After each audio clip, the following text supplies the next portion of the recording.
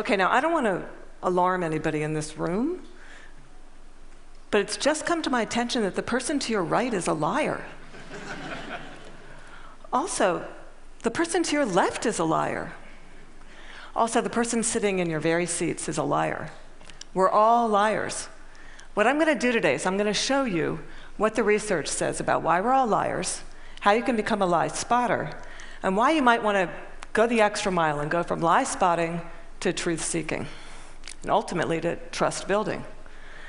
Now, speaking of trust, ever since I wrote this book, Lie Spotting, no one wants to meet me in person anymore. No. They say, it's okay, we'll email you. I can't even get a coffee date at Starbucks. My husband's like, honey, deception. Maybe you could have focused on cooking. How about French cooking?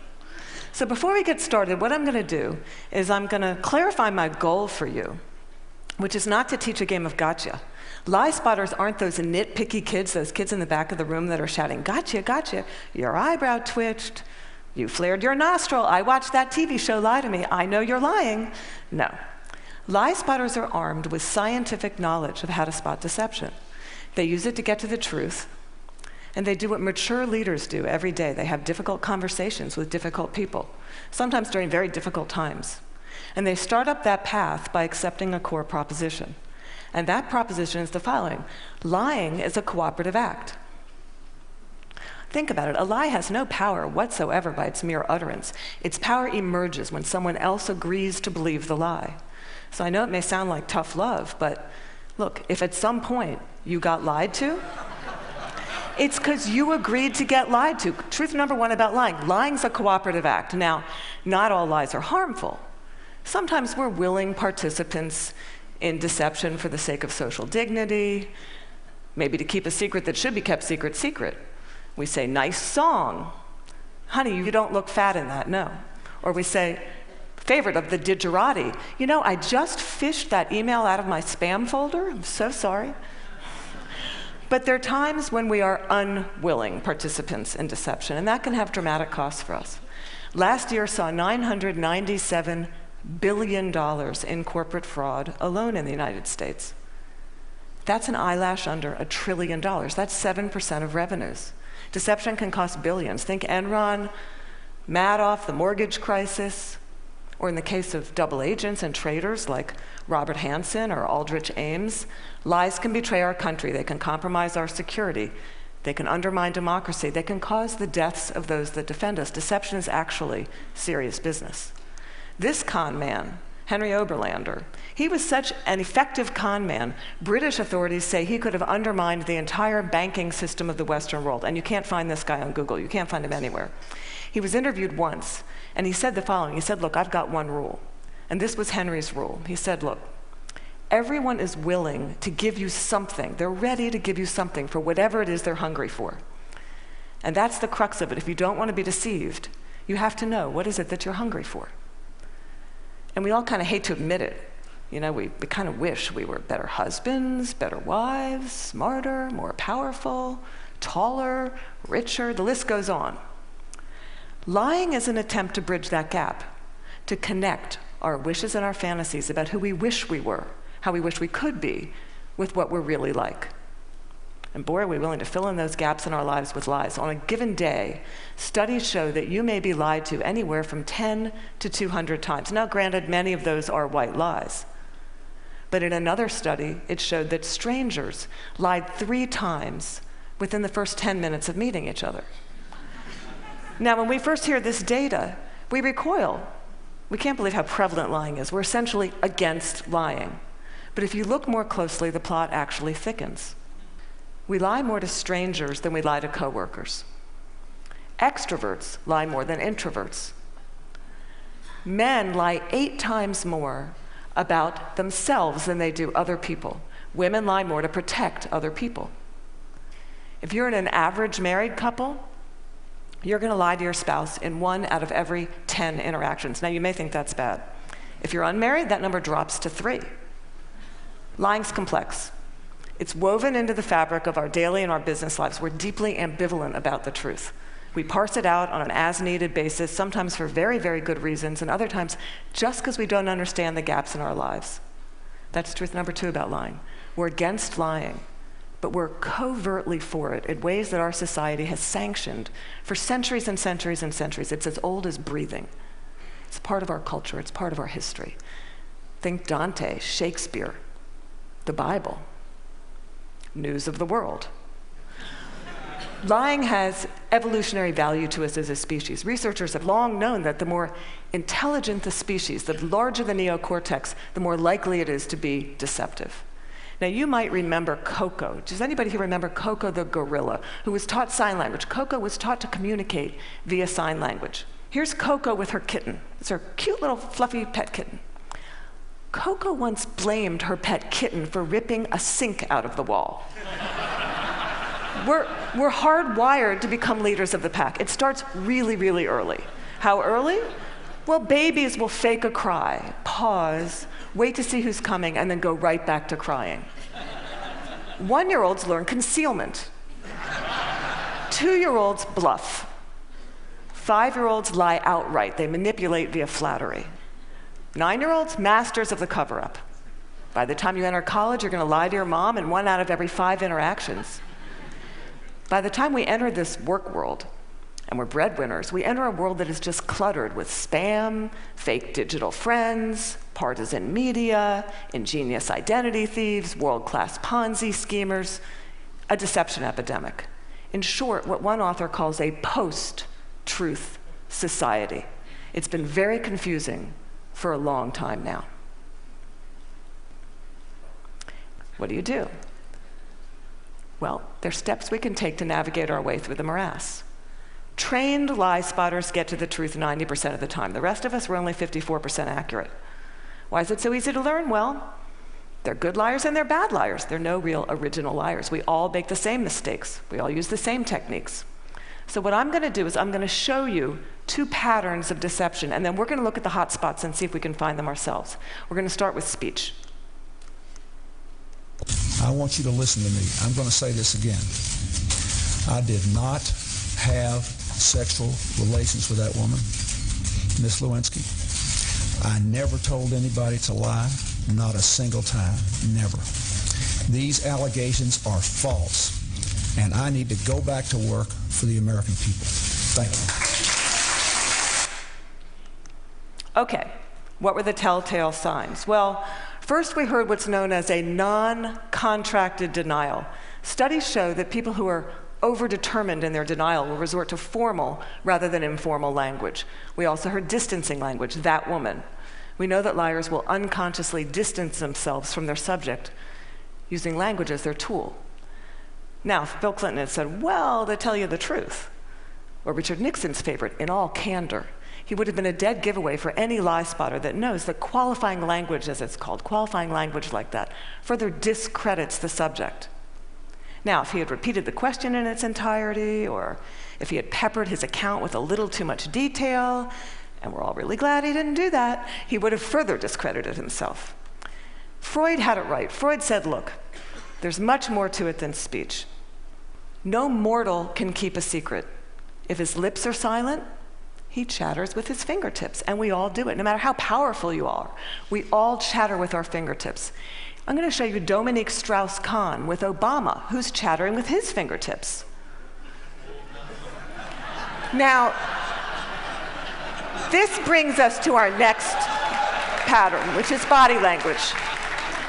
With body language, here's what you got to do. You really got to just throw your assumptions out the door. Let the science temper your knowledge a little bit, because we think liars fidget all the time. Well, guess what? They're known to freeze their upper bodies when they're lying. We think liars won't look in the eyes. Well, guess what? They look you in the eyes a little too much just to compensate for that myth. We think warmth and smiles convey honesty, sincerity, but a trained lie spotter can spot a fake smile a mile away. Can you all spot the fake smile here?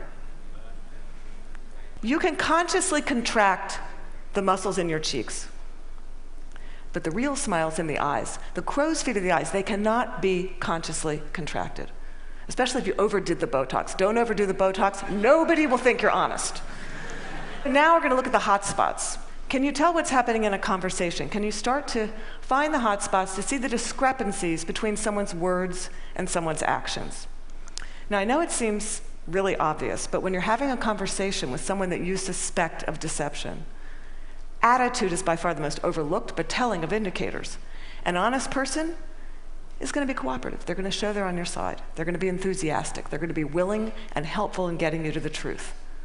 They're going to be willing to brainstorm, name suspects, provide details. They're going to say, hey, maybe it was those guys in payroll that forged those checks. They're going to be infuriated if they sense they're wrongly accused throughout the entire course of the interview, not just in flashes. They'll be infuriated throughout the entire course of the interview. And if you ask someone honest, what should happen to whoever did forge those checks? An honest person is much more likely to recommend strict rather than lenient punishment. Now, let's say you're having that exact same conversation with someone deceptive. That person may be withdrawn, look down, lower their voice, pause, be kind of herky-jerky. Ask a deceptive person to tell their story. They're going to pepper it with way too much detail in all kinds of irrelevant places. And then they're going to tell their story in strict chronological order. And what a trained interrogator does is they come in, and in very subtle ways, over the course of several hours, they will ask that person to tell their story backwards. And then they'll watch them squirm and track which questions produce the highest volume of deceptive tells. Why do they do that? Well, we all do the same thing. We rehearse our words, but we rarely rehearse our gestures. We say yes, we shake our heads no. We tell very convincing stories, we slightly shrug our shoulders.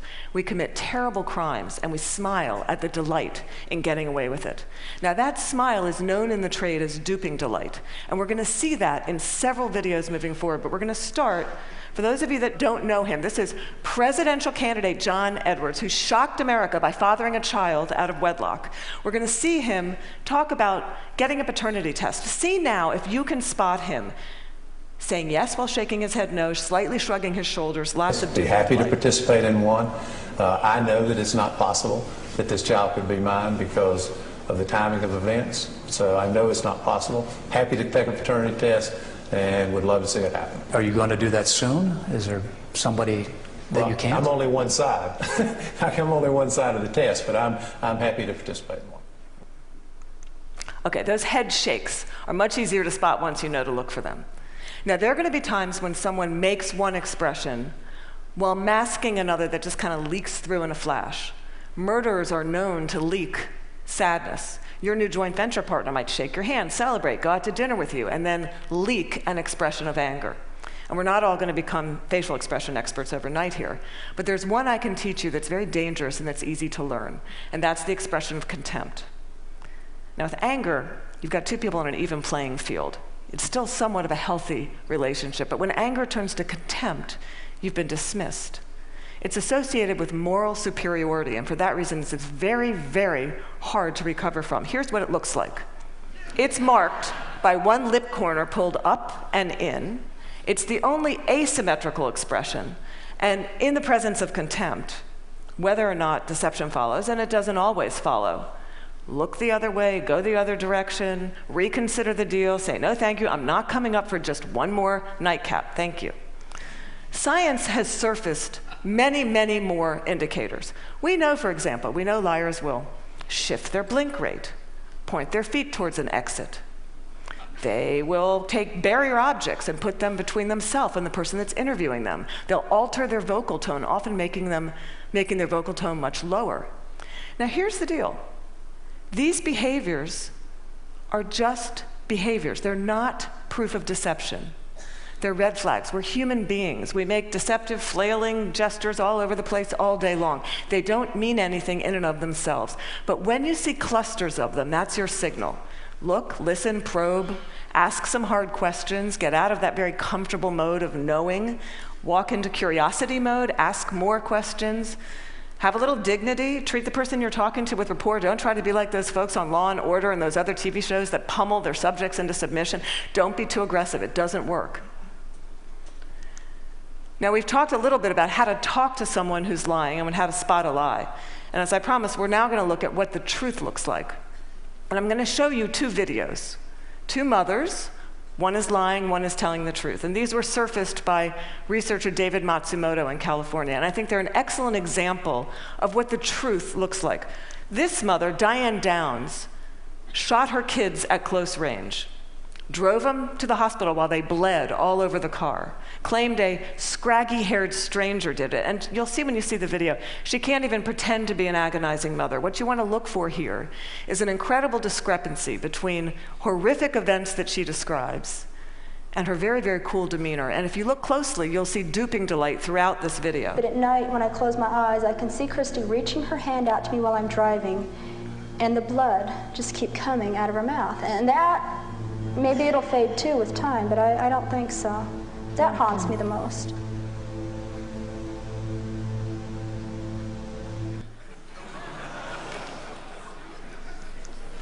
Now I'm going to show you a video of an actual grieving mother, Erin Runyon, confronting her daughter's murderer and torturer in court. Here you're going to see no false emotion, just the authentic expression of a mother's agony. I wrote the statement on the 3rd anniversary of the night you took my baby. And you hurt her, and you crushed her, you terrified her, until her heart stopped. And she fought, and I know she fought you. I know she looked at you with those amazing brown eyes, and you still wanted to kill her. And I don't understand it, and I never will. Okay, there's no doubting the veracity of those emotions. Now, the technology around what the truth looks like is progressing on, the science of it. We know, for example, that we now have specialized eye trackers, infrared brain scans, MRIs that can decode the signals that our bodies send out when we're trying to be deceptive. And these technologies are going to be marketed to all of us as panaceas for deceit. And they will prove incredibly useful someday. But you've got to ask yourself, in the meantime, who do you want on your side of the meeting? Someone who's trained in getting to the truth, or some guy who's going to drag a 400-pound electroencephalogram through the door? Lie spotters rely on human tools. They know, as someone once said, character's who you are in the dark. And what's kind of interesting is that today we have so little darkness. Our world is lit up 24 hours a day. It's transparent, with blogs and social networks broadcasting the buzz of a whole new generation of people that have made a choice to live their lives in public. It's a much more noisy world. So one challenge we have is to remember, oversharing, that's not honesty. Our manic tweeting and texting can blind us to the fact that the subtleties of human decency, character, integrity, that's still what matters. That's always what's going to matter.